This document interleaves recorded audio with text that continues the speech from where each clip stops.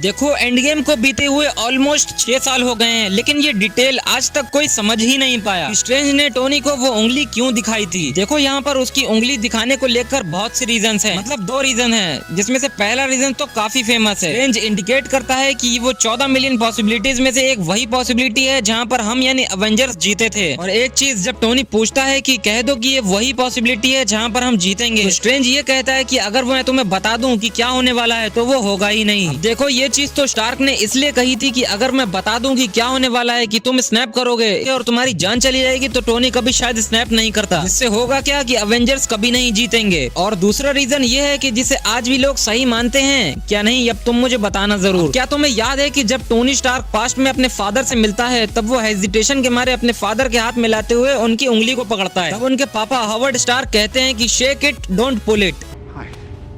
Shake that, don't pull it. अगर आपने subtitle देखे हो सही से, तो अगर तुम इस लाइन को एमसीयू में अप्लाई करो तो अवेंजर्स ने ज्यादातर गॉन्टलेट को शेक करने की कोशिश की है, उन्होंने खींचने यानी पुल करने की कोशिश नहीं करी, जिससे वो हर बार हारे हैं। तो यहाँ पर स्ट्रेंज उंगली दिखाकर टोनी को अपने फादर वाली बात याद दिलाता है, जिससे वो ये इंडिकेट करता है कि तुम्हें थैनोस के पास जाकर यही ट्रिक अप्लाई करनी है। और टोनी यही चीज अप्लाई करता है, गॉन्टलेट को ना खींचकर सिर्फ शेक करके इन्फिनिटी स्टोन्स को अपने हाथ में लेता है। यहाँ पर उसे नहीं पता होता है कि स्नैप करने के बाद वो मर जाएगा, वरना शायद वो स्नैप ना करता, क्योंकि उसके पीछे उसकी फैमिली थी। वेल मैं ये नहीं कह रहा है कि टोनी उस वक्त अपनी जान नहीं दे सकता था, वो सैक्रिफाइस हमेशा से करने के लिए राजी था और उसने कई बार सैक्रिफाइस किया भी है। अब देखो एमसीयू में उसके उंगली दिखाने के बहुत से रीजन हो सकते हैं। वेल तुम्हारा रीजन क्या है, तुम मुझे कमेंट करके बताना जरूर। आखिर स्ट्रेंज ने वो उंगली क्यों दिखाई थी, और इसका इंतजार मैं जरूर करूंगा।